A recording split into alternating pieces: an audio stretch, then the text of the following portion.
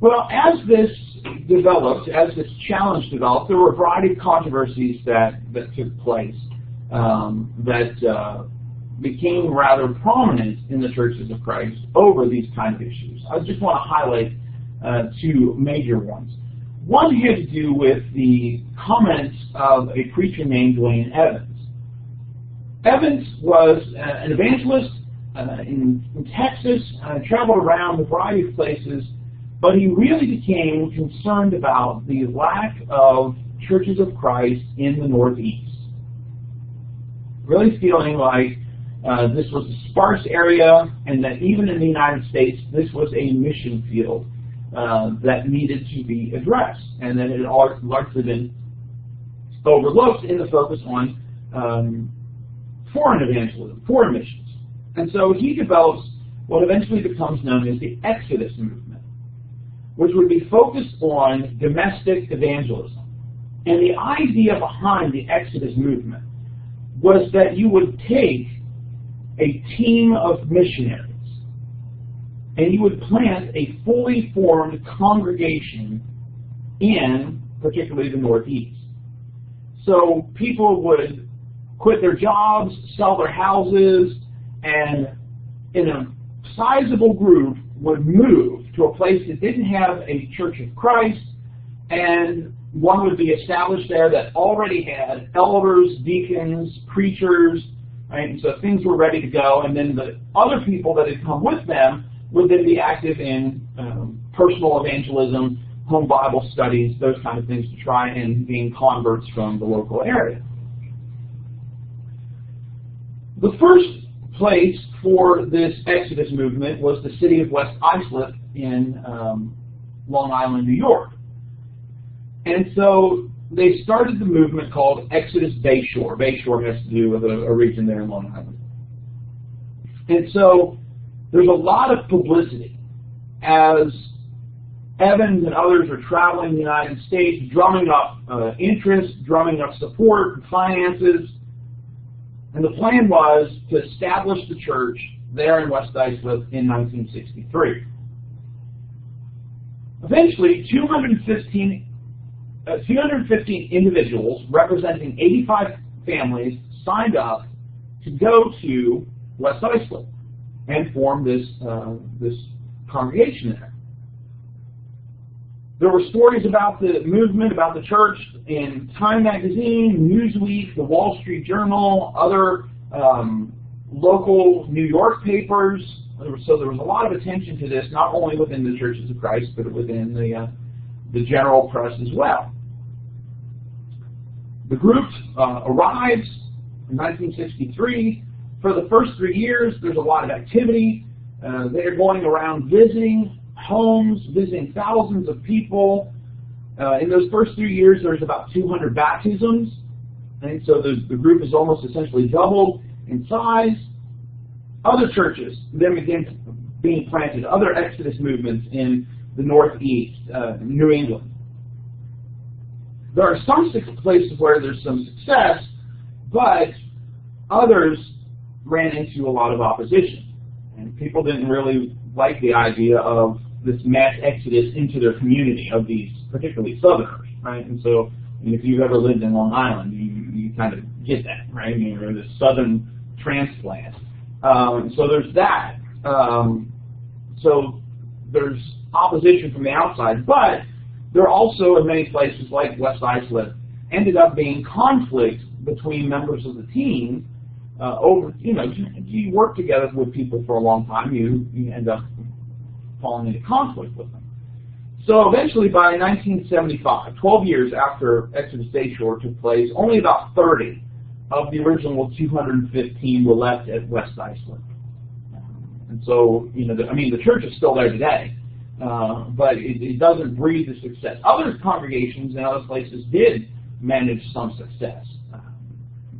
But for a while, as this is taking place, Evans is in demand as a speaker, as a lecturer, as a preacher, and so because of his plans, because of his successes, he's going around to various congregations, speaking in various lectureships about what's taking place and some of the things that are being planned. Well, Evans essentially ends up causing the most damage to all of this. It wasn't so much the opposition from outsiders. I mean, that certainly had a significant effect. It wasn't so much the tension in the team.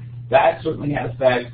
But Evans is invited to speak at the Abilene Christian College lectureships in 1966. And he's invited to speak about what's been taking place, in Long Island. Because, right, we're talking those first 3 years, people are hearing about the baptisms, the number of visits that are taking place. So come out, tell us what's going on, and tell us about all the successes. So he gets there. Now, the plan of the lectureships that year was, Abilene at the time still was limited in the facilities that they had space-wise. So many of the lecturers spoke 2 nights in a row on the same topics, right? So they're delivering the same lecture back to back to different audiences.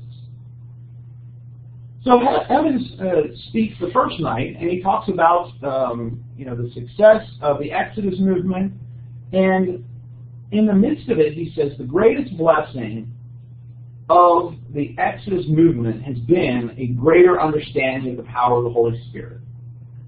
Particularly, he goes on to claim that the Holy Spirit was very active in the mission team in helping them overcome the challenges that they were facing. And he's not talking about the Word, inspiration through the Bible. He's talking about kind of this direct work of the Holy Spirit. Not a smart idea for him to do. Well, the president, the dean, a couple other individuals call him aside, have a quick emergency meeting with him that evening after the lecture and say, you cannot talk about this tomorrow night. The churches of Christ are not ready, are not willing to hear what you are saying. Well, Evans goes on the next night to even be bolder in these claims about what he thought the Holy Spirit was doing on Long Island. And so that leads to all sorts of problems. He was essentially claiming that the same type of power that was in the first century was active in Long Island, even though he wasn't claiming miracles, but he was claiming this idea of the same kind of things that were going on. Well, editors of a variety of journals, preachers would start denouncing him and his teaching. All of a sudden, all of these speaking engagements that he had lined up, everybody's canceling on him. Particularly because a lot of people are feeling this is bordering on Pentecostalism. Others were concerned about, hey, this is, we've had these deeply held truths about how the Holy Spirit works, and you are not following along with those truths. He would try to backstep some of that, right, and try to kind of downplay. Right? You misunderstood what I was saying. Right? Claiming that, the Bible teaches that the Spirit, the indwelling of the Spirit in every Christian, but it doesn't enable them to do miracles. The Spirit doesn't operate only through the Word. The Spirit doesn't operate separate from the Word, right? So he's trying to kind of backtrack and say, no, I really have a traditional view of the Holy Spirit. This has just kind of been blown out of proportion.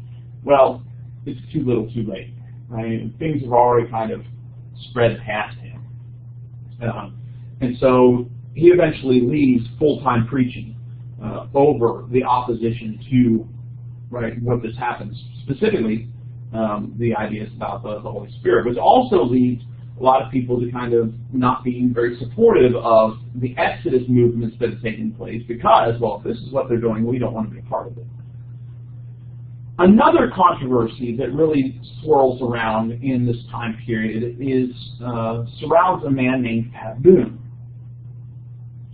Pat Boone was a musician, grew up near Nashville, had gone to David Lipscomb High School, attended David Lipscomb College for a while, had been baptized at the age of 12, but early on had begun to get national attention for his musical abilities. He won a couple talent competitions, signed the record contract, would go on to have 2 gold records very early on in his life, right? So gains a lot of fame really quickly.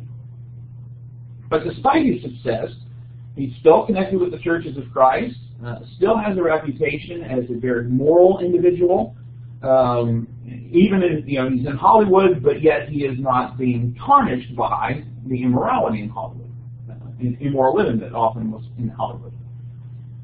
And so, in a sense, a lot of people in churches of Christ, 1960s and 70s, had a lot of pride in, in the 50s and 60s, had a lot of pride in Pat Boone, because here was one of their own, right? Remember, the Church of Christ out there being a very positive influence, showing a moral lifestyle, having a lot of success.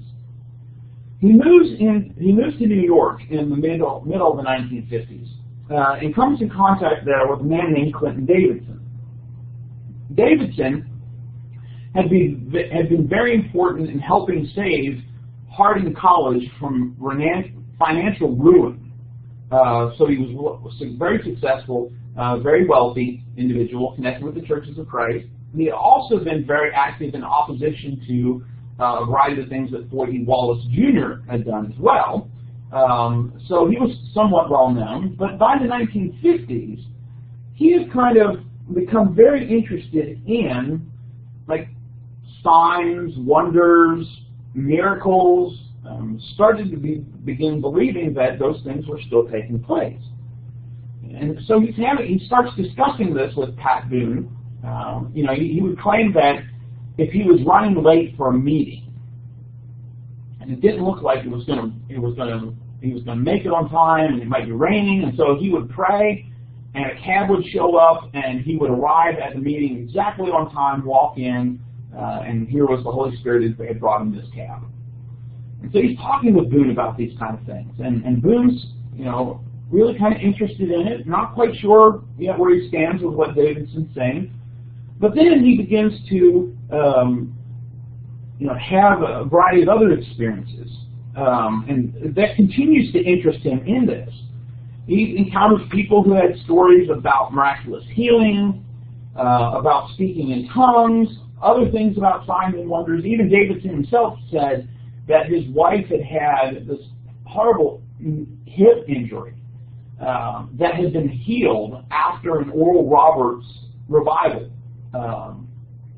And so Boone's hearing these stories, often from a lot of people that he's very, he respects, he's very admiring of, and that kind of further interests him and takes him down this path of, maybe there is something to all of this. His wife Shirley then says that she had received the Holy Spirit and began speaking in tongues. So it's been all these people around him. Now his wife is starting to claim these things. And so that really kind of begins to interest him. But personally and business-wise, he begins to face some financial difficulties. And that's kind of the last piece that falls into place for him to make this kind of change. So he decided, the gift of the Holy Spirit is there, and he just needed to take it. And no matter what God was going to do with his career, he was giving his life to God fully and was looking for the empowering gift of the Holy Spirit. So he prays to be baptized in the Holy Spirit, and having done this, he just starts singing, right? And he's not singing in any known language. He's singing in what he called a prayer language, right? And so there's this new song that he has. And out of this, he claims, and his career does kind of revive, and he escapes financial ruin. He claims it's all because of this experience. Well, then he goes on to speak on a variety of Pentecostal television shows, including Oral Roberts' show, about his experiences. Now, as this starts happening, people in the Churches of Christ, especially leaders, preachers, editors of journals, some of them are still somewhat supportive. He's successful. He's giving, presenting out there, Churches of Christ, giving visibility to the church. Others are horrified at what he's saying. To claim to be speaking in tongues, you're Pentecostal. You're a holy roller.